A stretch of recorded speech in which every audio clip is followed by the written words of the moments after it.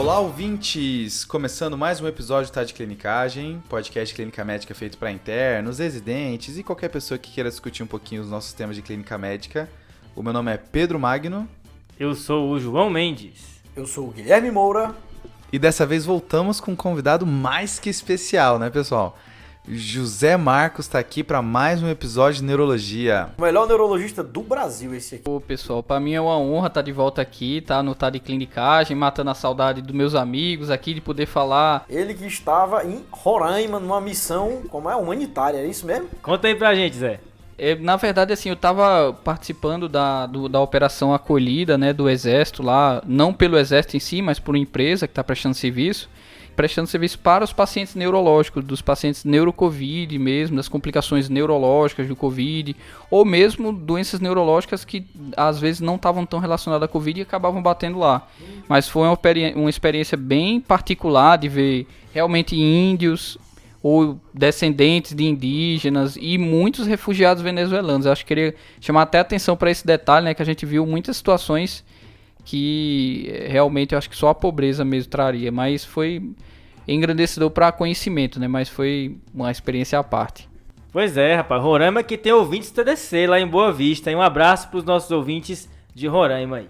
E hoje, pessoal, o episódio vai ser sobre AVC, tá? É um assunto muito denso, tem muita coisa para falar, tem vários aspectos, cabe até caso clínico de AVC, né? Chega um paciente com AVC e a gente saber qual que é a causa, tem bastante coisa que dá pra gente aproveitar desse assunto. E aí o foco de hoje é falar principalmente da abordagem do AVC agudo, tá? É o paciente que chega com sinal focal, sugestivo de AVC, qual é a conduta, o que eu tenho que pensar nessas primeiras horas, né? Exatamente, Pedrão. Só frisando aqui, pessoal, a gente vai falar hoje do tratamento do AVC isquêmico. Boa. Tem bastante coisa também falar do hemorrágico. O Zé já cavou um episódio aqui pra gente fazer ano que vem já do AVC hemorrágico, vai rolar, mas hoje é pra focar no isquêmico. O AVC isquêmico que teve muita mudança nos últimos anos, né? Depois que eu me formei, muita coisa mudou, eu me formei recente, hein? Então, eu acho que vale a pena essa recapitulação aqui com a presença dessa estrela da neurologia. E aí, nosso episódio a gente vai tentar dividir dessas seguintes partes. A chegada do paciente, o que a gente faz no primeiro momento, como é que a gente prepara o terreno para as terapias que podem modificar o prognóstico, né? Aí a gente vai falar da trombólise e vai finalizar para falar da trombectomia. Fechado? Fechado. Então, pessoal, dessa avaliação inicial, a gente tem 5 coisas que a gente precisa fazer. Estabelecer o tempo de início do AVC, excluir a alteração glicêmica, realizar tomografia, quantificar o déficit do AVC e verificar se tem indicação e contraindicação a trombólise, beleza? E essa história da terapia do AVC, ela é recente, viu? E tudo começou em 95, quando o pessoal teve um grande estudo, o NINDS, né? Um par de estudos, e aí eles viram que realmente fazer trombólise com alteplase era bom em até 3 horas. E aí depois teve uma série de estudos que se seguiram, mas uma outra marca aqui na história do AVC, nessa história recente aí da terapia do AVC, é o ECAS-3, que aí estendeu um pouco essa janela de tratamento, né? Botou até 4 horas e meia, e aí a gente viu que de fato parecia ser benéfico até esse momento. E aí meta-análises subsequentes viram que confirmaram esses achados. E aí a trombólise se tornou um grande momento decisório no tratamento do AVC, que é a decisão de trombolizar, e aí conduzir um paciente com AVC virou uma questão de tempo, né? Uma questão que tem que ser priorizada no tratamento. Eu acho que entrou naquele conceito que a gente já tinha cardiológico, né, de tempo é músculo, tempo agora é cérebro. Que ainda hoje a gente nota algum desconhecimento, seja pela falta de estrutura, mas eu acho que com esse episódio hoje a gente tem que inculcar na cabeça de todos, né? Tempo é cérebro. Posa. Isso é tão invocado, Zé. A gente fala com o pessoal que trabalhava antes de sair o trombolítico, chegava um paciente com AVC no hospital, não tinha muito o que fazer não, era, olha, o senhor teve um AVC, é isso aí, e Brasil, né? E aí agora, depois das coisas vem mudando. Eu acho que uma coisa bem importante de frisar aqui, né, é a questão que esse é um tratamento que é sensível ao tempo. Quanto mais cedo você trombolizar, maior o benefício, e esse benefício ele vai se esvaindo à medida em que o tempo vai passando, até que em 4 horas e meia o malefício passa a ganhar desse benefício. Esse tempo é tão importante que ele tem que estar registrado no prontuário, então isso tem que marcar aqui, você tem que procurar ativamente quando o paciente com AVC chega, qual foi a última hora em que ele foi visto bem, e tem que estar anotado lá no seu prontuário essa hora. E lembrando, João, aquela questão, né, de que quando o paciente acorda com o déficit neurológico, você vai levar em consideração o último momento que ele foi visto bem. Então, por exemplo, se ele dormiu às 10 horas e você viu que ele estava bem às 10 horas e ele acordou às 6, você vai considerar que o tempo dele, né, entre o ictus do início do AVC vai ser o quê? De 8 horas, de 10 às 6 da manhã. E aí você já perdeu o tempo de trombólise, mas tem umas coisinhas que dá pra gente fazer. Cara misterioso, hein? E para tentar agilizar esse atendimento, tem algumas dicas, né, que a gente pode dar aí para os nossos ouvintes.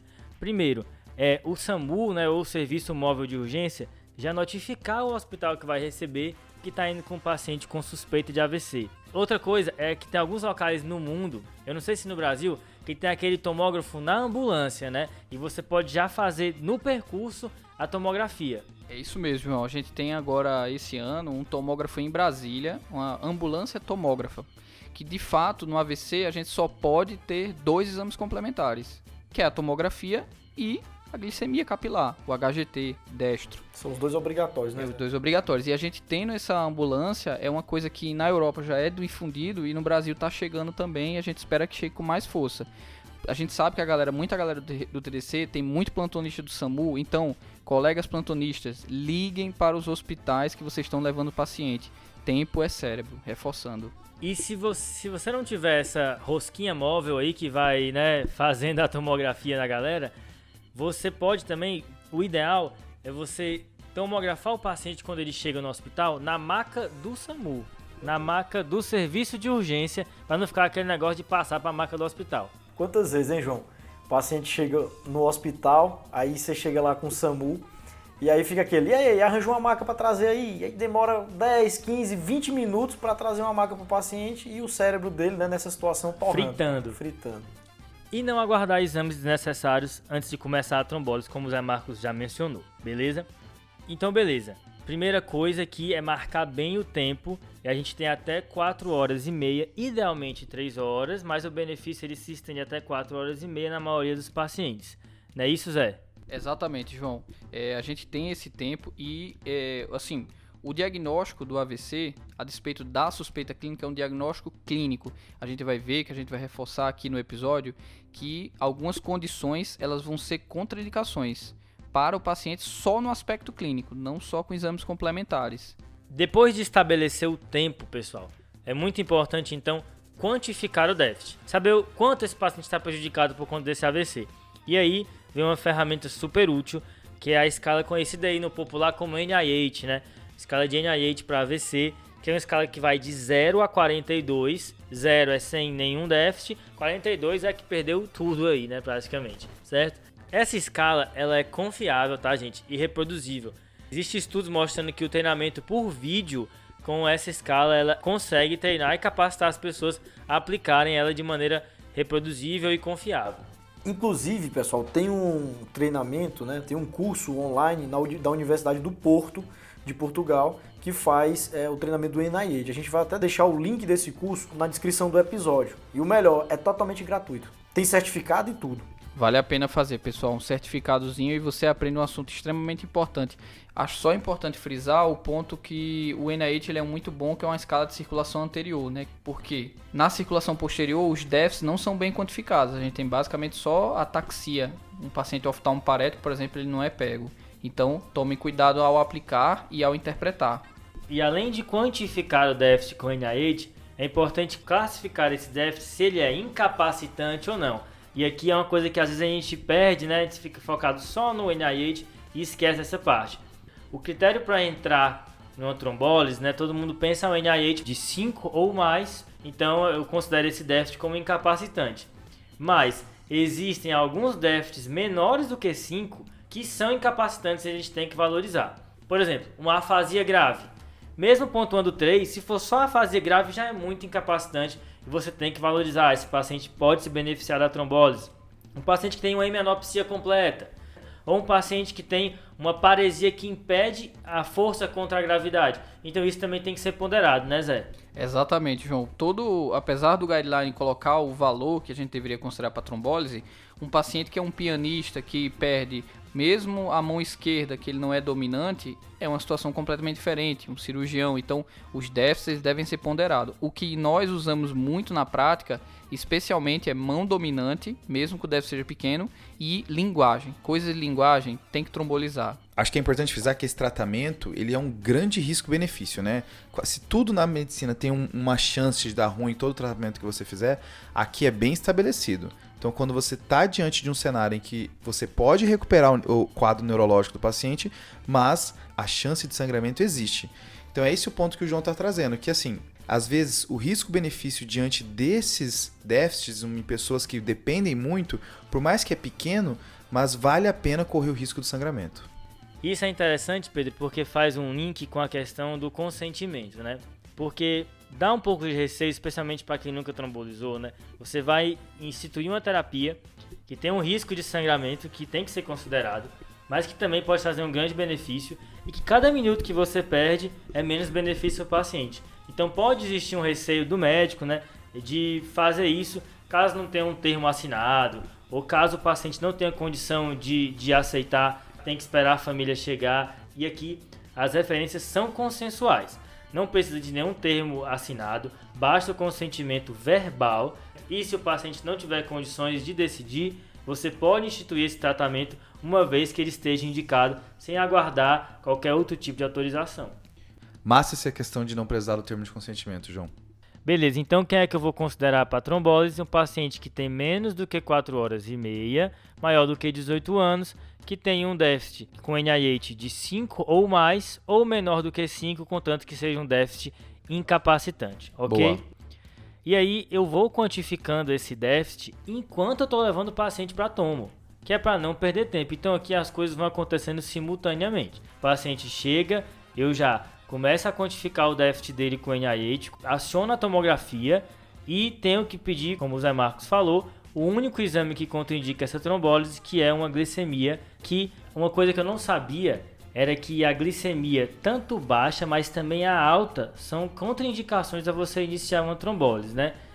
Uma hipoglicemia aí abaixo que 50 é uma contraindicação, mas idealmente a gente trata para ficar acima de 60, né? Boa. E uma hiperglicemia acima de 400 também é uma contraindicação, a gente trata aí para ficar no nível entre 140 e 180. E aí vem o detalhe, João, que assim, a despeito de serem contraindicações, você tem que ponderar cada paciente.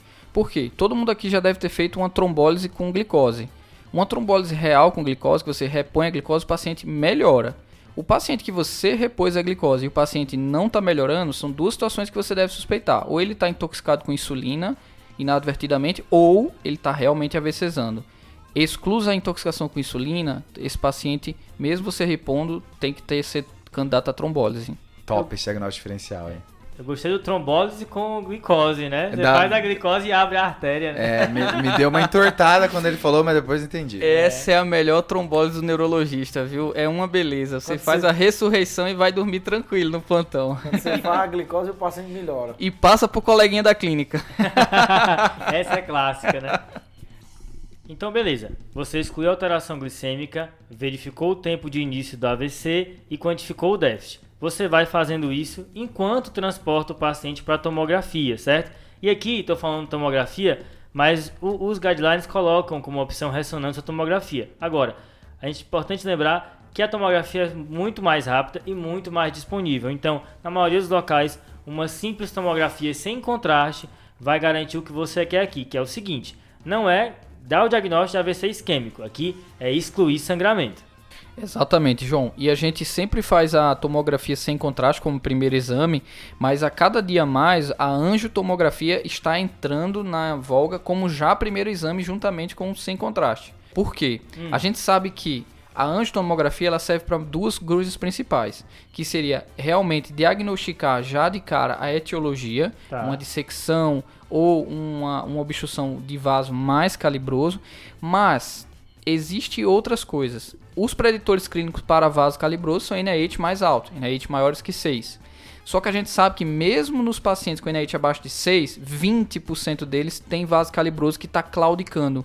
Então também nesses doentes a angiotomografia ganha sentido. Aí os vasos calibrosos que você tá falando são os das cervicais, né? Exatamente. Quando a gente fala vaso calibroso, para neurologia, para aspecto até de trombectomia, que será um assunto à parte, é artéria carótida interna e porção M1 de cerebral média. E a boa e velha artéria basilar. Boa. M1 que é aquela mais proximal, né? Saindo da carótida. Né? Exatamente. É a primeira porção da artéria cerebral média. Beleza. João, importante que você isso que você falou, cara, da tomografia, porque o tratamento do AVC isquêmico e hemorrágico é completamente diferente. Os níveis pressóricos são diferentes, no hemorrágico a gente não vai fazer trombolítico, então é um divisor de águas aqui, entendeu? Então é fundamental você ter uma tomografia em mãos. Boa. E aqui, depois que você fez tudo isso, agora é hora de abrir a tabela e verificar se tem algum critério de exclusão. E aqui não adianta decorar, né? Que ninguém decora. É preferível que você abra a tabela e vá checando um por um, certo? E eu acho que é o que todo mundo faz na prática, né? E é errado decorar, né? A real é que é errado decorar, porque se você confiar na sua memória para isso, aquele que vai escapar vai ser o que o paciente tem. Então o ideal é pegar, às vezes no próprio trombolítico, na bula dele já tem as contraindicações, não tem por que perder memória com isso, né? Ocupa a memória com decorando o telefone da mãe. É mais fácil, é bem facilmente acessível essas contraindicações. Até a gente recomenda em todo o PS que tenha a trombólise disponível, você ter o NIH disponível e atrás do NIH as contraindicações. Boa. Porque assim que você já terminou, você já está lendo as contraindicações daquele doente. Boa, Zé. Agora, eu queria trazer aqui algumas contraindicações que são polêmicas, né? Uma que eu sempre ouvi é a questão da idade, né? Não, mas o paciente é muito idoso, em geral o pessoal falava maior que 80 anos, se baseando nos critérios de exclusão do ECAS 3, né? Mas isso é uma coisa que mudou recentemente, né, Zé? Exatamente, João. Antigamente a gente tinha aquele corte de idade acima de 80 anos não trombolizar. Mas por que essa população não era trombolizada pelos estudos antigos? É simplesmente porque não eram inclusos. E a gente sabe hoje com meta-análise, com pacientes que foram trombolizados, que não existe limite de idade, limite superior de idade. Pode trombolizar paciente idoso também, acima de 80 anos. O que eu lembrava é que até 3 horas você podia todo mundo, e aí aquele tempo estendido das 3 horas para as 4 horas e meia, tinha umas contraindicações que a idade estava lá, então não tá mais. Não tá mais. Exato. Que eram os diabéticos, eram os pacientes que tinham acima de 85 anos, de 80 anos, que eram exclusos, na verdade, do estudo. É isso aí, Pedro, porque eles estavam incluídos no NINDS, que foi aquele com 3 horas, mas estavam excluídos do ECAS 3, que é o que estendeu para 4 horas e meia, né? Outra questão também é o paciente que tem um NIH muito grande, né? Nossa, não posso trombolizar porque o NIH é muito grande, será que não tem uma maior chance de sangrar? Que é uma outra contraindicação da janela estendida, né? Exato. Acima de 25, né? Exatamente. Que foi outra coisa também que recentemente caiu por terra, né? A gente pode fazer essa trombólise, isso não vai agregar um risco adicional para o paciente. Exatamente. Esse topo do NIH era uma que a gente fazia muito essa correlação com o exame de imagem. De ver um exame de imagem catastrófico, ver um NIH catastrófico e muitas vezes não tromboliza, não vai dar bom. Mas muitas vezes pacientes, especialmente hiperagudos, com circulação proximal que fecham, eles chegam com NIH muito alto, mas quando você tem a imagem perfusional, se disponível, você vê que aquilo ali é tudo penumbra. Então isso estendeu-se aos demais pacientes e deixou de ser uma contraindicação, viu que tem benefício mesmo. Beleza, então essa questão do NIH muito alto já não é mais uma contraindicação que a gente considera tão fortemente. Agora, uma coisa que dá um medo e realmente tem que ser considerado é quando você faz a tomografia para excluir sangramento e você já vê uma área infartada muito grande, né? Exatamente, João. A grande questão é que quando você tem uma área de infarto muito grande, e aí a literatura coloca, uma área maior do que 1/3 da área que a cerebral média irriga, o risco de você ter uma complicação, uma conversão hemorrágica, você trombolizando esse AVC é muito grande. Então o paciente que tem benefício é aquele que tem um NIH alto, ou seja, um déficit clínico muito grande, só que com uma pequena área de necrose na tomografia. Esse dá para trombolizar. Boa, Gui. E outra coisa que todo mundo tem medo é o seguinte, né? Quando eu tô vendo o paciente com déficit aqui, ele pode manter esse déficit, é um AVC, ou ele pode resolver esse déficit, na verdade era um AIT. Quando eu tô vendo o paciente aqui, eu não sei.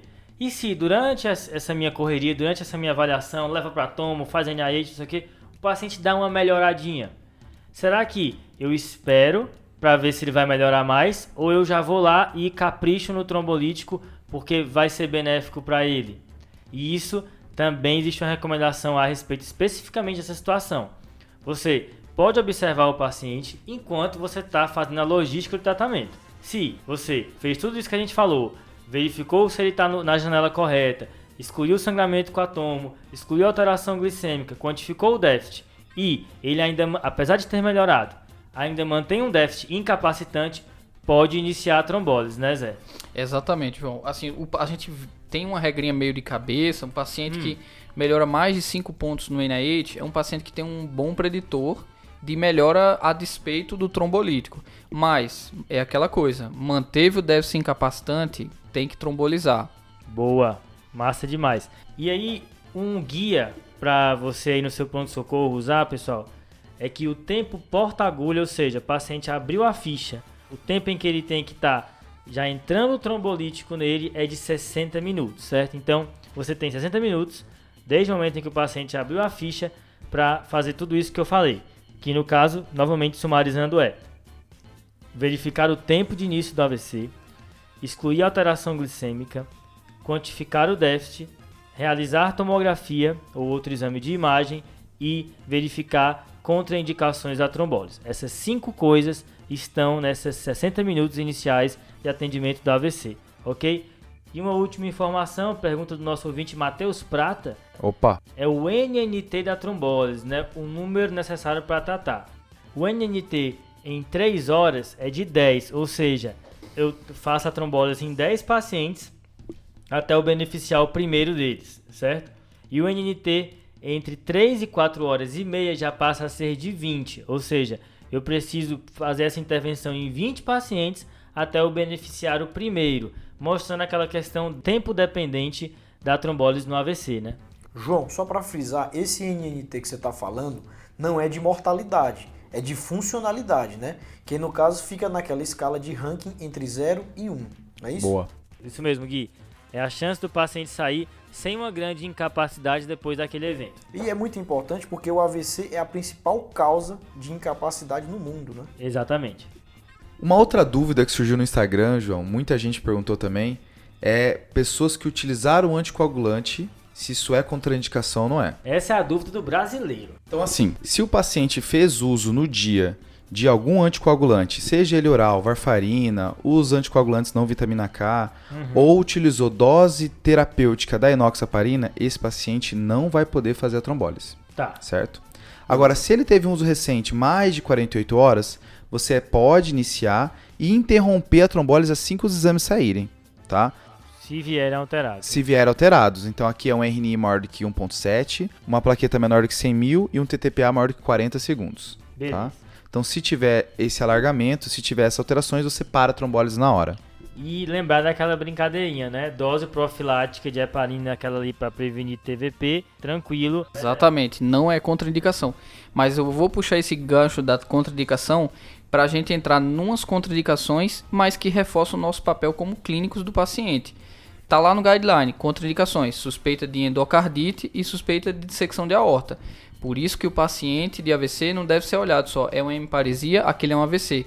Pegue a sua história completa. Um paciente que faz uma dor torácica súbita, depois faz uma hemiparesia, um paciente com uma síndrome febril prolongada, que faz uma hemiparesia, se você tem já a suspeita clínica, você não precisa da confirmação, você já contraindica a trombólise na porta até confirmar o seu diagnóstico. Inclusive, Zé, você já pegou um caso, né? Que era uma dissecção de aorta e a paciente se apresentou com um déficit neurológico. Exatamente, esse caso foi bem emblemático pra gente, porque era uma paciente que veio afásica e hemiparética direita, ela veio com a síndrome cerebral média esquerda, só que o que nos chamou a atenção é que ela estava muito agitada, com faces de dor, chorava a todo momento.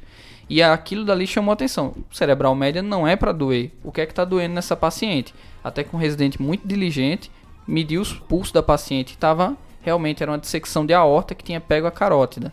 Então, a clínica ela continua sendo soberana a qualquer guideline. Boa. E lembrar que já teve caso no TDC que aconteceu um negócio desse, hein? Vou deixar para os ouvintes descobrir. Tá bem, o desafio vai ser qual episódio que foi, né? Exato. Ó, ainda na questão dos remédios, só lembrar que a S-clopidogrel não entra nessa. Se o paciente utilizou no dia, você pode trombolizar sem problema nenhum. Manda Exatamente. E outro ponto também, que não é bem contraindicação, mas vai interromper, é que assim, tô com o trombolítico na mão, Zé, e o paciente reverte todos os déficits. ele melhorou. Você foi rápido, agiu, fez a tomografia, fez a glicemia, tá tudo dentro do que você queria, mas o paciente ele melhora. Aqui é interpretar que esse paciente deve ter tido um AIT, e se ele teve melhora completa dos déficits, aí você não pode trombolizar esse paciente. Exatamente, porque senão você vai trombolizar um AIT, a conduta é completamente diferente. A minha dúvida, Zé, é o seguinte: comecei a trombólise e nem terminou, o paciente reverteu completamente. Vou até o fim? Olha, começou, termina. Olha o cara. Gostei, hein? Matou no peito. É porque, se você considerar fisiopatologicamente, os trombos não são iguais. A gente fica botando todas as frutas e chamando tudo de cesta de fruta. A gente tem que chamar banana de banana, laranja de laranja. Ou seja, os trombos são diferentes. O trombo da aterosclerose intracraniana ele é diferente do trombo de uma dissecção, é diferente de um trombo cardioembólico, que costuma ser um trombo mais mole. Ou seja, é um dos trombos que dissolve mais rápido se você tratar mais rápido. Então, talvez essa melhora não seja um AIT. Então, mate no peito. Começou, termine. Trombo soft, né? Exato. Boa. Mas tudo bem, a gente checou todos os pontos do João, viu o tempo do paciente, calculei o tanto do déficit pelo NIAID, fui para a tomografia, avaliei glicemia e vi se ele tinha indicação / contraindicação. Pronto, Boa. 5 pontos antes de eu começar e vi que o paciente tem indicação, vou começar a trombolizar. E é óbvio que você, enquanto está preparando o trombolítico, está coletando o resto dos exames laboratoriais, está fazendo o eletro. Só a questão é que nada disso vai barrar o seu trombolítico, né? Boa. O que vai barrar é tomografia e glicemia. Top. Fora isso, vai fazer e qualquer coisa você pensa depois. Beleza. E aí, enquanto os exames estão sendo processados, vou trombolizar. Tem algumas metas aqui. A primeira a gente já comentou, que é a glicemia.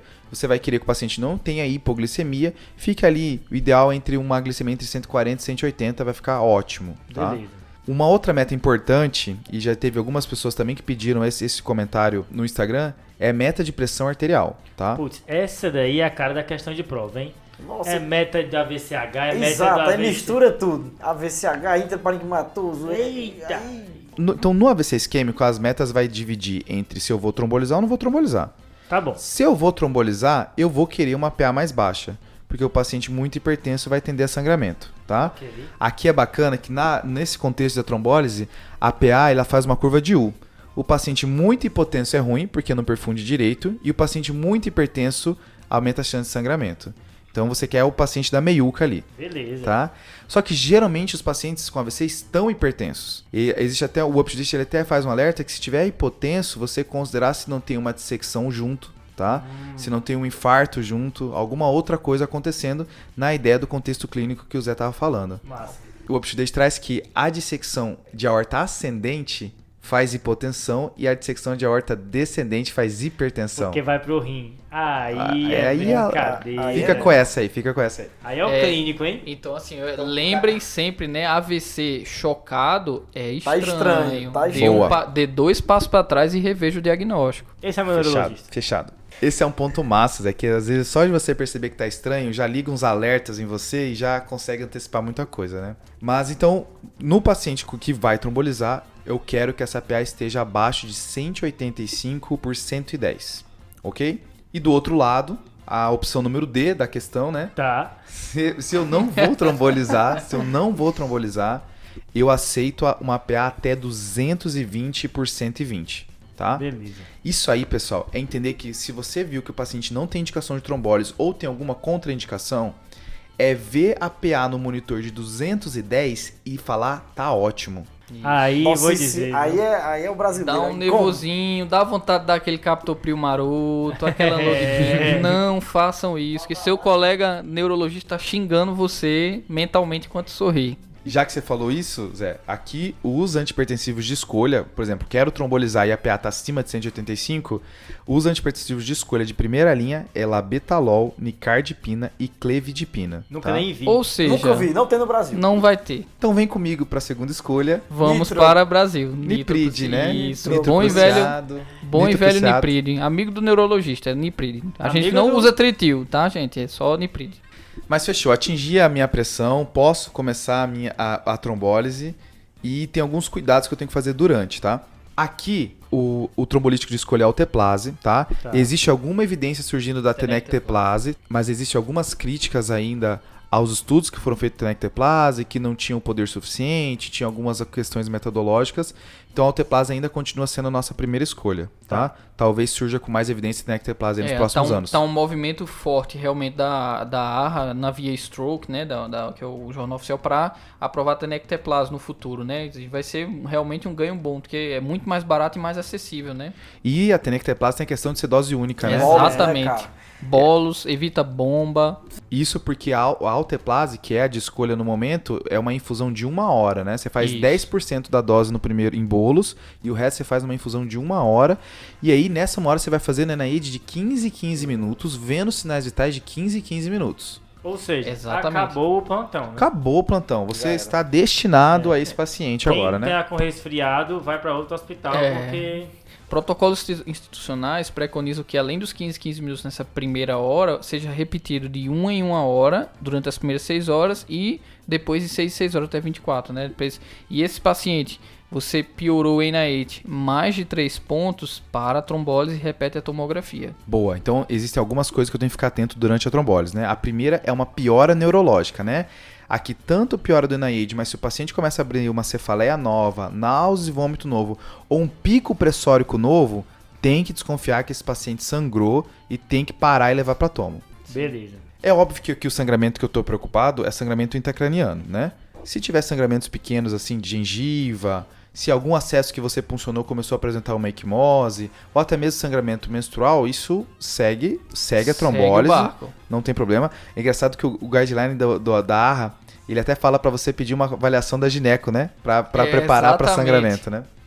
E, então, assim, sangramento pequeno, sangramento que não é ameaçador à vida, eu não preciso me preocupar, segue a trombólise, faz parte, né? E se for um sangramento ameaçador à vida, lembrar que aqui vai ter que entrar, você vai ter que pedir todos os exames da parte da coagulação e o paciente ele vai receber crio e tem indicação de ácido tranexâmico aqui, né? O famoso transamin, certo? O principal exame da coagulação nesse caso é o fibrinogênio, que a gente usa como parâmetro mesmo desses pacientes, até mesmo para ver a reversão. Boa. Nossa, viu? Outras complicações da trombólise que vale a pena a gente citar aqui, então a sangramento é a mais importante, tá? O paciente pode apresentar uma hipotensão, que você geralmente tem resposta a volume, só liga um alerta que somando hipotensão com sangramento, tem que pensar se esse paciente não pode estar tamponando, fazendo tamponamento cardíaco. Então, se for uma hipotensão estranha, dá uma olhada, vê se consegue um eco, porque esse paciente ele pode estar tendo sangramento no pericárdio fazendo um tamponamento, tá? Beleza. Geralmente é tranquilo, mas fica aí com essa pulga atrás da orelha. E um terceiro ponto de efeito adverso importante do trombolítico é angioedema, tá?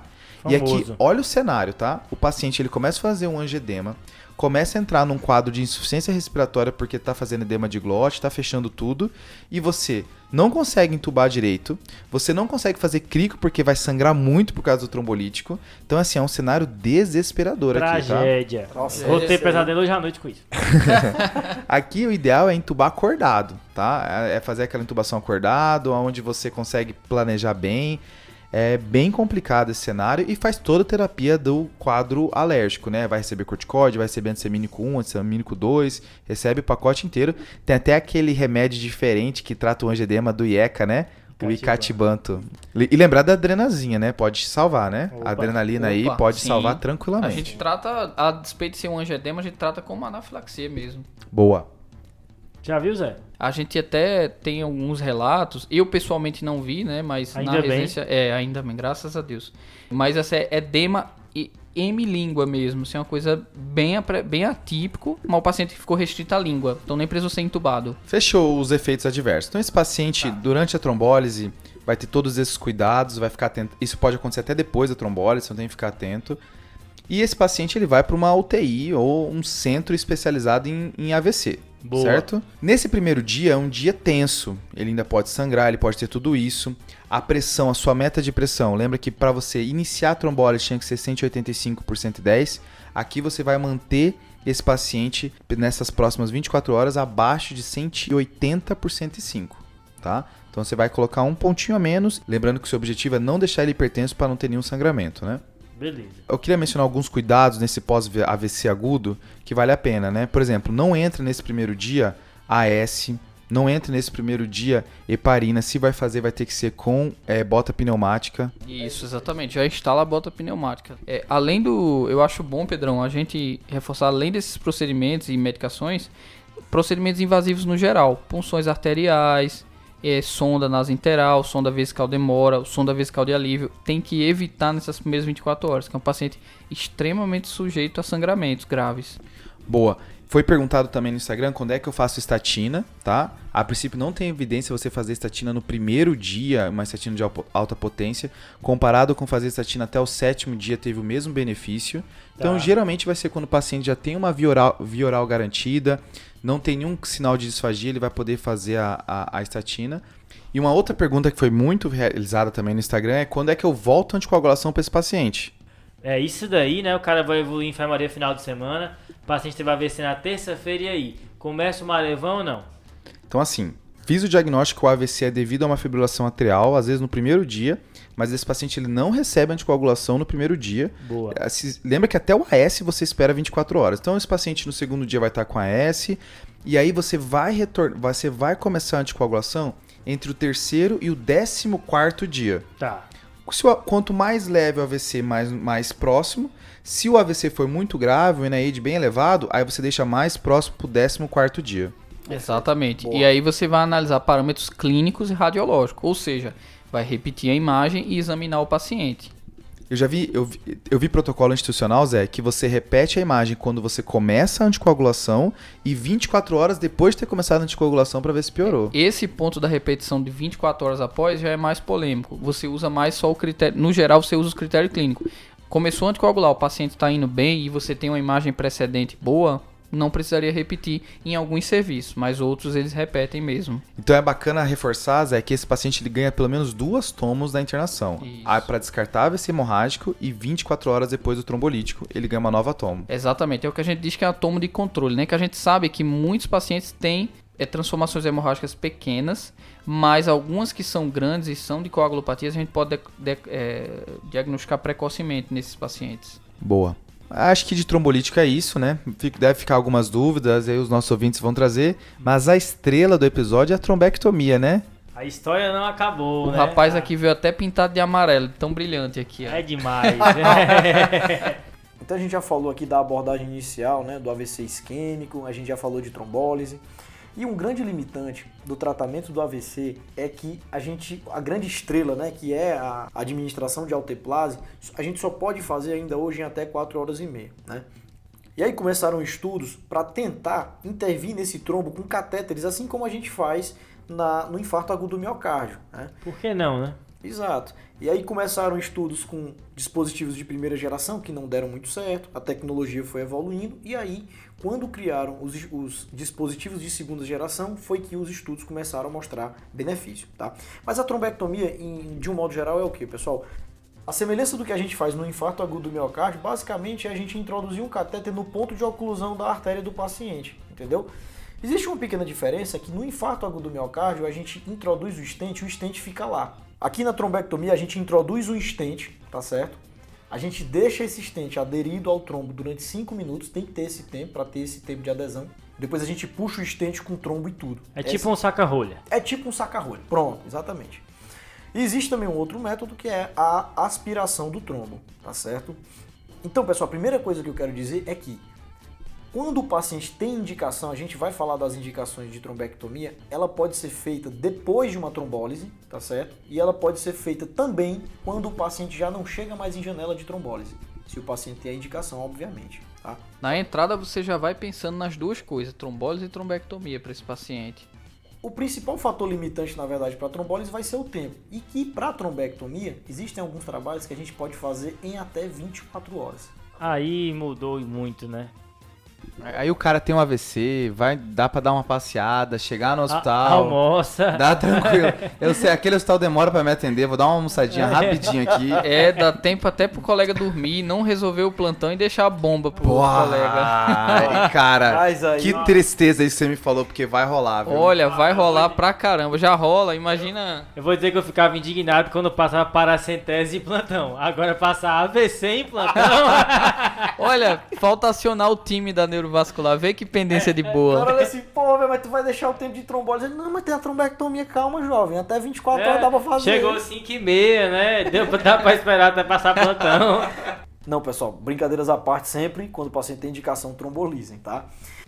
Uma outra coisa é que se o paciente chegou para você e você trombolizou o paciente, ele tem indicação de fazer trombectomia, você não vai esperar o possível benefício da trombólise. Então assim, o paciente chegou, você tromboliza, eu vou esperar aqui para ver se ele melhora, vamos ver o que, é que a gente faz. Não, não é assim. Vale até ressaltar, pessoal, com esse dado do Gui, de que, para vocês terem ideia, a taxa de reperfusão na circulação proximal de M1 e carótida interna, quando você faz só a trombólise, a taxa de reperfusão chega de 30%. Ou seja, 70% não vão reperfundir. Por isso que você já está trombolizando, mas você tem que já estar mentalmente elencando aquele paciente para trombectomia. Então, o que está bem estabelecido para a trombectomia é o tempo entre 0 e 6 horas, tá certo? Preenchendo alguns pré-requisitos que a gente vai falar, você pode e deve fazer a trombectomia desse paciente. Em relação aos critérios para a realização da trombectomia, o guideline divide, né? O guideline da AR, American Heart Association, ele vai dividir em tempos. O que está bem estabelecido é entre 0 e 6 horas. E aqui tem um macetezinho para a gente lembrar, que é a regra dos 6. Em até 6 horas, Tá. o NIH tem que ser maior ou igual a 6 nesse paciente, Ok. tá certo? E a escala de aspects, que é uma escala tomográfica, também maior ou igual a 6. E aí, só falando um pouco do Aspects, é uma escala facilmente acessível, você coloca lá na internet, é uma escala tomográfica que basicamente ela vê os ramos da cerebral média que estão acometidos. Então é uma coisa fácil, não tem que decorar mesmo, que até a gente olha bastante. Rapaz, essa regra dos 6 erros a Marcos soprou, foi, mano? Pode falar a verdade. Eu achei top, viu, essa regrinha aí. Não, nunca mais esqueço. Nunca mais esqueço. Com Então, certeza. só recapitulando, regra dos 6, Até 6 horas, NIH maior ou igual a 6 e aspects maior ou igual a 6. top. Esse paciente eu já tenho que estar pensando numa trombectomia. Perfeito. E aí, o que eu preciso? Quem é o paciente elegível? O paciente que tem uma obstrução de uma grande artéria da circulação anterior, tá certo? Tá. Tá. Que no caso aqui é carótida interna e cerebral média M1, que é a primeira ali divisão da cerebral média. E aí, pessoal, nesse caso, para a gente saber se tem uma oclusão de uma artéria de grande calibre, a gente vai precisar de uma angiotomografia ou de uma angiorressonância. Porque o encanador, ele prefere desencanar um cano grande do que o cano pequeno, né? Com certeza é mais fácil, né? É, O outro critério é só a gente pensar. Não faz muito sentido a gente fazer a trombectomia de um paciente que tem pouca funcionalidade. Então você não vai fazer a trombectomia de um paciente que já é acamado. Isso a gente avalia pela escala de ranking. Então um dos critérios é ranking 0 e ranking 1, tá bom? como é que eu vou melhorar a funcionalidade de alguém que já não é funcional, né? Exato, não tem muito sentido, até porque o procedimento oferece riscos também. Uma grande discussão que tem hoje na literatura é em relação à circulação posterior, tá certo? Isso ainda não está muito bem estabelecido, o grau de evidência já é mais baixo. A experiência clínica que a gente tem com circulação posterior é que valeria a pena também submeter. A gente sabe que a mortalidade, mesmo nos pacientes trombolizados, ela é mais alta, mas é uma condição tão grave que uma oclusão de basilar, ela também é elegível para trombectomia em alguns serviços. A oclusão de basilar, que é a famosa tragédia, né? Então, eu acho que até vale a pena, assim, quando pensar na oclusão basilar, é um paciente que está relativamente bem, tontura, vai para um Glasgow 3-4. Lembre-se basilar, não pense só em rebaixamento infeccioso ou outra coisa. Quem já viu sabe a tragédia que é. Então, pessoal, a gente falou de 0 a 6 horas, né? Que existiria ainda a possibilidade do paciente realizar uma trombólise. Tem 2 trabalhos que validaram a trombectomia depois de 6 horas, pessoal. Isso é uma verdadeira revolução no tratamento do AVC isquêmico. Massa. Que é o estudo Diffuse 3, que validou de 6 a 16 horas, e o estudo Down, que validou de 6 a 24 horas. E é esse que a gente vai se atentar um pouco, porque foi o estudo que conseguiu tratar o AVC mostrando o benefício com até 24 horas. Aí não é uma janela, é um portal, né? Aí é um... Opa, uma revolução. É. E aí, pessoal, um grande orgulho pra gente esse estudo, tá? O estudo Down, porque é um estudo que o primeiro nome é um cearense, Aí sim. tá certo? Dr. Raul Nogueira. Olha a fera. Quando eu li eu só lembrei do Safadão em Miami e do, né, cearense também, e Também. do Raul Nogueira nos Estados Unidos. Fazendo sucesso, né? Com certeza. Pessoal, e assim, esse trabalho tem vários critérios, né? Mas um conceito importante aqui é o mismatch clínico-radiológico que esse trabalho usou. E o que isso quer dizer? É aquele paciente que tinha um NIH alto, tá certo? Então ele tinha um grande déficit clínico, só que quando você ia para a imagem, né, a tomografia de perfusão ou a ressonância de difusão, o paciente tinha uma pequena área de infarto, tá certo? E aí que entra outro mismatch, né, Gui, que é o mismatch radiológico. Existe quando você tem a TC perfusão, que aí é que é a limitação que a gente tem no Brasil. TC perfusão, poucos serviços sem, assim como ressonância, que a gente pode fazer a diferença flare difusão, né, de cara.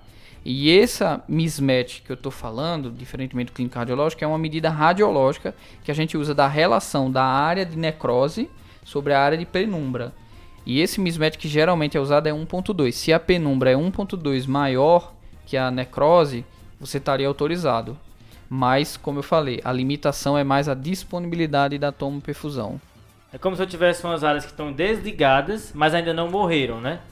Exato. Exato, que é a famosa área de penumbra. Beleza. E aí que entra a grande jogada. Esse trabalho, ele não mostrou melhora de mortalidade, mas ele mostrou uma importante melhora de funcionalidade. Os pacientes do grupo de trombectomia ficaram 49% com um ranking de 0 a 2. E nos que não realizaram foi só 13%. Tá É certo? um NNT melhor que sepsis, viu, galera? Só pra constar. O cara jogou AVC versus sepsis agora, João. Neurologista Brincadeira, competindo cara. com a clínica A médica. gente fala passou nada. muito tempo sendo xingado, então agora é a minha vez. Agora... A galera falando que a neuro... Então, pessoal, defendendo o Zé, ele está falando a verdade. Esse trabalho mostrou um NNT de 3. A cada 3 pacientes que você faz a trombectomia, um deles não vai ficar dependente de outras pessoas para realizar suas atividades. Isso é fantástico. Agora eu pergunto para vocês, em que medicina a gente tem um NNT de 3? Só na neuro. Esse é número potente mesmo. Clubismo. E aí, pessoal, como o João falou do encanador, só frisando aqui que no estudo Down, eles pegavam pacientes que tinham acometimento da carótida interna e da cerebral média M1, assim como o critério lá de 0 e 6 horas, beleza? Boa.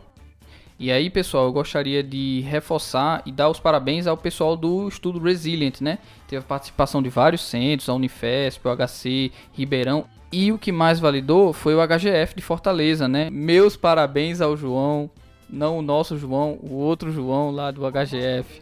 Eu fiz internato lá. Esse estudo, a despeito de fazer até um contrassenso cerebral, né? Pra que a gente vai testar uma coisa que já está validada? Mas é porque a gente precisava provar que a realidade SUS brasileira, ela consegue abarcar esses pacientes com até 8 horas. Então esse estudo provou que tem benefício nesses doentes, mesmo nos hospitais SUS. Então vale a pena reforçar isso. Boa. Não sabia, Zé, que era mais difícil uma angiotomoperfusão do que a trombectomia, sabe? Sempre achei que a trombectomia era a grande barreira, né? Os exames, a imagem mais complexa, o software, por exemplo, da tomoperfusão, ele é caríssimo. Então nem hospitais privados, no geral, estão dispostos a pagar, a não ser grandes hospitais que têm protocolo AVC. Isso então ganha mais força a indicação de trombectomia dentro das primeiras 6 horas que não precisa dessa toma, né? Exatamente. Massa. Massa, viu? Massa essa percepção. E aí, pessoal, para acabar o episódio e soltar uma semente da discórdia aqui, tem alguns estudos, né? Existe uma área de pesquisa que é o paciente que acordou com AVC, né? E é conhecido em inglês como wake up stroke, né? AVC que o paciente despertou. Que a gente considera que esse déficit começou quando ele foi dormir, que foi a última vez que ele foi visto bem, né? Mas pode ter começado logo antes dele acordar, como assim que ele começou a dormir. E aí foi feito alguns estudos, um estudo famoso é o Wake Up, né, que tentou usar esse mismatch aí que o Guilherme explicou, né, que é esse descompasso entre a área infartada, a área necrosada e a área ainda salvável, para ver se conseguia selecionar pacientes que se beneficiariam da trombólise além das 4 horas e meia. Ele estendeu até 9 horas aí nesse estudo Wake Up.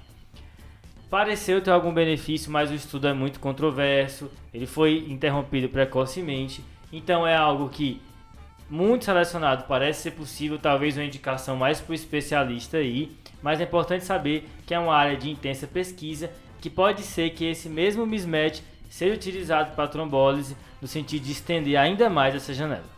Que aí então a gente estava falando de indicação de trombectomia, agora seria usar para trombolizar, né? Isso, exatamente.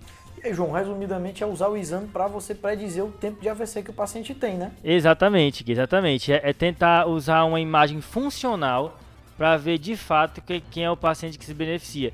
Que é melhor do que um tempo fixo, né? Só para dar um exemplo, para os ouvintes entenderem. Então, o cara que foi dormir às 10 da noite e acordou às 6 da manhã, ele pode ter tido AVC às 5 da manhã, no final do sono, entendeu? Aí, agora o cara que teve AVC 11 da noite, aí não rola. Aí não dá mais. Boa. Fechamos, pessoal? Fechamos. Fechamos galera. aí, né? Pô, acho que tem muita coisa pra falar de AVC ainda, mas eu acho que é um Opa. bom primeiro momento, né? Eu Já achei- levantei a bola do AVCH, hein? Já pra me chamar de novo. Eu tô mais interessado no caso de um caso clínico de AVC, viu? Dá pra falar bastante coisa também. Dá. Tem muito caso aí. Eu gostei muito desse conceito aí de que ó, essa trombectomia, depois da trombólise, em 6 horas, não precisa do mismatch, né? Bem bacana essa informação. Mas chegando agora no fim do episódio, temos a hora dos salves, né? Tem algum salve pra dar, João? Eu tenho um salve para uma grande amiga minha, a Maria Beatriz Maciel, que é residente aí de cardiologia pediátrica no INCOR, Eita. que me chamou de amigo desnaturado, porque nunca tinha mandado salve, e aí vai um salve aí para ela. Valeu, Bia. E eu queria mandar um salve aqui, pessoal, para Marina, que é R1 de Clínica Médica do Hospital das Clínicas, aqui da USP, tá? Eu conheci ela no plantão e ela falou que adora o TDC. Então, Marina, um salve para você.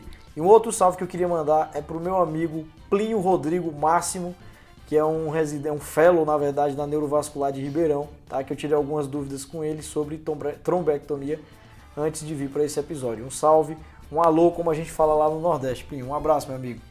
Eu queria deixar um salve aqui para o pessoal da Faculdade de Medicina do ABC, especialmente o que está lá no Pronto-Socorro Central, pessoal da Clínica Médica, que sempre é muito parceiro comigo lá no plantão, eu na Neuro, eles na clínica. Então, alguns deles lembraram do TDC quando eu estava por lá. Então, um abraço imenso aí pro pessoal da ABC que me suporta lá no plantão. É um privilégio. O meu salve vai ser para duas pessoas lá da UEM também. O Gabriel Bortoli e o Felipe Brossato.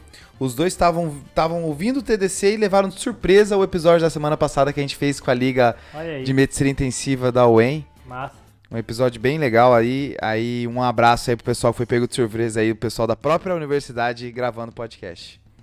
Show? Show demais, Show. hein? Um abraço pra galera da UEM aí. Foi bom demais gravar aquele episódio. E os desafios da semana passada, João? Então, o desafio da semana passada foi um caso de choque com hiperglicemia, né? Tinha uma história dos remédios da família e tudo mais, né? E quem acertou esse foi a Camila Morita. Ela mandou aí a intoxicação por bloqueador de canal de cálcio, né? São remédios bem cardiodepressores, né?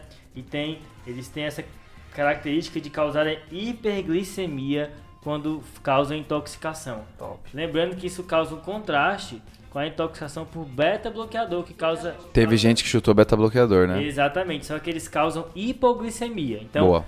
intoxicação exógena com choque e hipoglicemia, beta-bloqueador.